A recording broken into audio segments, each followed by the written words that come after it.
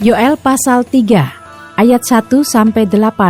Hukuman atas musuh-musuh Israel. Sebab sesungguhnya pada hari-hari itu dan pada waktu itu, apabila aku memulihkan keadaan Yehuda dan Yerusalem, aku akan mengumpulkan segala bangsa dan akan membawa mereka turun ke lembah Yosafat. Aku akan berperkara dengan mereka di sana mengenai umatku dan milikku sendiri, Israel, oleh karena mereka mencerai-beraikannya ke antara bangsa-bangsa dan membagi-bagi tanahku. Oleh karena mereka membuang undi mengenai umatku, menyerahkan seorang anak laki-laki karena seorang sundal, dan menjual seorang anak perempuan karena anggur untuk diminum. Lagi apakah sangkut pautmu dengan aku, hai Tirus dan Sidon, dan seluruh wilayah Filistin? Apakah kamu ini hendak membalas perbuatanku? Apabila kamu melakukan sesuatu terhadap aku, maka dengan cepat, dengan segera, aku akan membalikkan perbuatanmu itu kepadamu sendiri. Oleh karena kamu telah mengambil perakku dan emasku, dan telah membawa barang-barangku yang berharga, yang indah-indah ke tempat-tempat ibadahmu, dan telah menjual orang-orang Yehuda dan orang-orang Yerusalem kepada orang Yunani, dengan maksud menjauhkan mereka dari daerah mereka.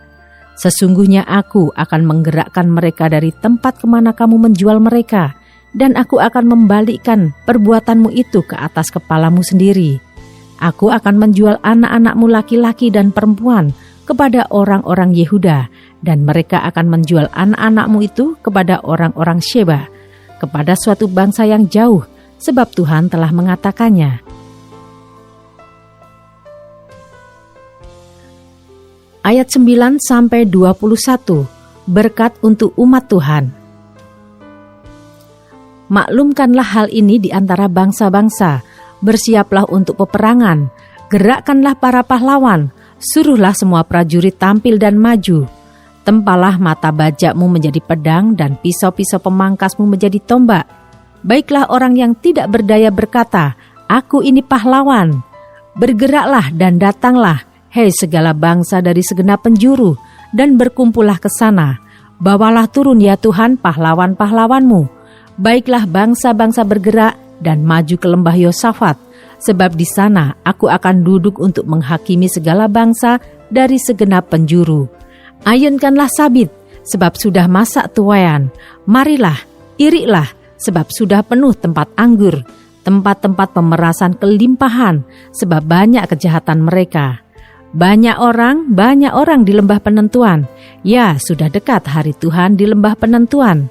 Matahari dan bulan menjadi gelap, dan bintang-bintang menghilangkan cahayanya. Tuhan mengaum dari Sion, dari Yerusalem ia memperdengarkan suaranya. Dan langit dan bumi bergoncang, tetapi Tuhan adalah tempat perlindungan bagi umatnya dan benteng bagi orang Israel. Maka kamu akan mengetahui bahwa aku, Tuhan adalah Allahmu, yang diam di Sion, gunungku yang kudus, dan Yerusalem akan menjadi kudus, dan orang-orang luar tidak akan melintasinya lagi. Pada waktu itu akan terjadi bahwa gunung-gunung akan meniriskan anggur baru, bukit-bukit akan mengalirkan susu, dan segala sungai Yehuda akan mengalirkan air. Mata air akan terbit dari rumah Tuhan dan akan membasahi lembah Sitim. Mesir akan menjadi sunyi sepi, dan Edom akan menjadi padang gurun tandus, oleh sebab kekerasan terhadap keturunan Yehuda, oleh karena mereka telah menumpahkan darah orang yang tak bersalah di tanahnya. Tetapi Yehuda tetap didiami untuk selama-lamanya, dan Yerusalem turun-temurun. Aku akan membalas darah mereka yang belum kubalas. Tuhan tetap diam di Sion.